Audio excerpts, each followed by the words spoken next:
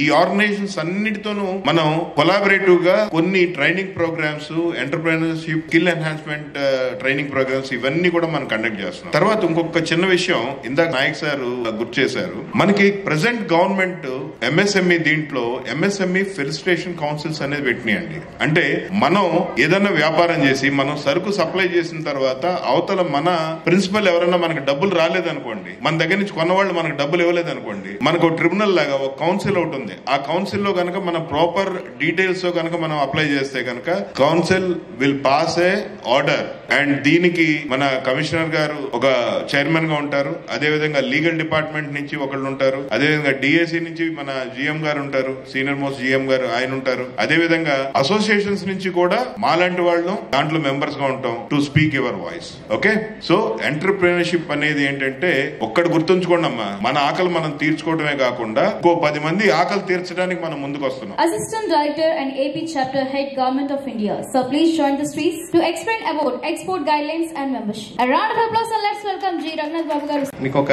How to start the exports, అసలు exports ఎలా చేయొచ్చు, మా సంస్థ ఎక్స్పోర్ట్స్ చేసే వాళ్ళకి, ఎక్స్పోర్టర్స్ కి, కొత్తగా చేద్దాం అనుకుంటున్న వాళ్ళకి ఎలా హ్యాండ్ హోల్డింగ్ చేస్తుంది ఏంటనేది జస్ట్ ఒక 5 to 10 minutes లోపు బ్రీఫ్ గా చెప్పగలుగుతాను.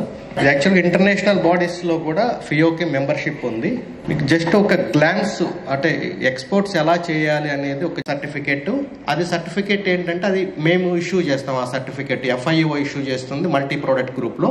ఈ సర్టిఫికేట్ ఏంటంటే మీరు ఫారిన్ ట్రేడ్ పాలసీ ప్రకారం ఇన్సెంటివ్స్ ఎవరైతే ఉన్నాయో ఆ ఇన్సెంటివ్స్ క్లెయిమ్ చేయాలన్నా, సబ్సిడీస్ క్లెయిమ్ చేయాలన్నా కూడా RCMC సర్టిఫికేట్ తప్పనిసరిగా ఉండాలన్నమాట. ఈ సర్టిఫికేట్ లేకుండా మీరు ఇన్సెంటివ్స్ క్లెయిమ్ చేయలేరు. As I request all the dignitaries, please be seated off the streets and watch the presentation, please. ప్రతి ఒక్క కంట్రీలో ఇంపోర్ట్ చేసుకోవాలంటే కనుక country to country regulations change అయిపోతుంటాయి. ఆ కంట్రీస్ సంబంధించిన రెగ్యులేషన్స్ ఏమున్నాయి అనేది మనం ముందు చూసుకొని ఆ పర్టికులర్ రెగ్యులేషన్స్ కి సంబంధించిన సర్టిఫైయింగ్ ఏజెన్సీస్ తో ఆ ప్రోడక్ట్ రిలేటెడ్ సర్టిఫికేషన్స్ ఏవైతే ఉన్నాయో అవి తీసుకొని వాళ్ళకి పంపించాలి. అది క్వాలిటీ కంట్రోల్. తర్వాత ఫైనాన్స్, అంటే మనకి పేమెంట్ రావడం, ఎలా బయ్యర్ మనకి పే చేస్తాడు త్రూ బ్యాంక్ ద్వారా, LC లెటర్ ఆఫ్ క్రెడిట్ కి సంబంధించిన ఇన్ఫర్మేషన్ అంతా కూడా మన ఫైనాన్స్ లో. తర్వాత labelling and packaging standards, insurance, delivery, అదంతా అయిపోయిన తర్వాత మీకు కస్టమ్ ప్రొసీజర్స్, కస్టమ్స్ నుంచి క్లియరెన్స్ తీసుకోవడం, తర్వాత కస్టమ్ హౌస్ ఏజెంట్స్ వాళ్ళు ఎంత హెల్ప్ చేస్తారు custom house agents customs clearance చేయడానికి, డాక్యుమెంటేషన్, ఏ డాక్యుమెంటేషన్ మనం కస్టమ్స్ లో క్లియర్ చేయడానికి ఇవ్వాలి, submission of the documents to the bank. మన బ్యాంకర్ కి డాక్యుమెంట్స్ సబ్మిట్ చేస్తే ఆ డాక్యుమెంట్స్ పర్టికులర్ బయ్యర్ కి పంపిస్తారు, బయ్యర్ బ్యాంక్ కి.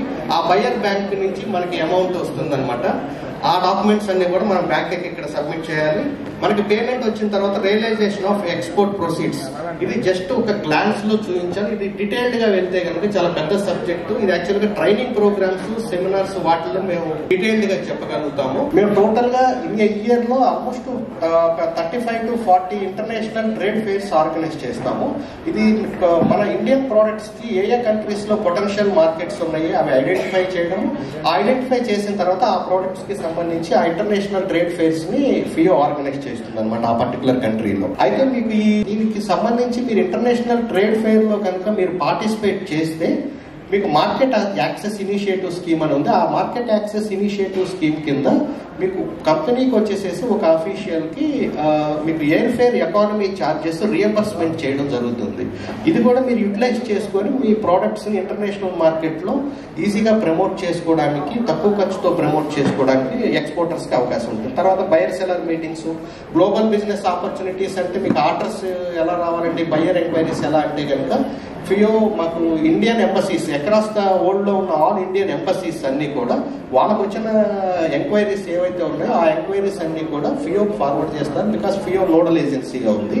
అలా వచ్చిన ఎంక్వైరీస్ అన్ని కూడా మేము Indian trade portal .in website లో మేము పబ్లిష్ చేస్తాము.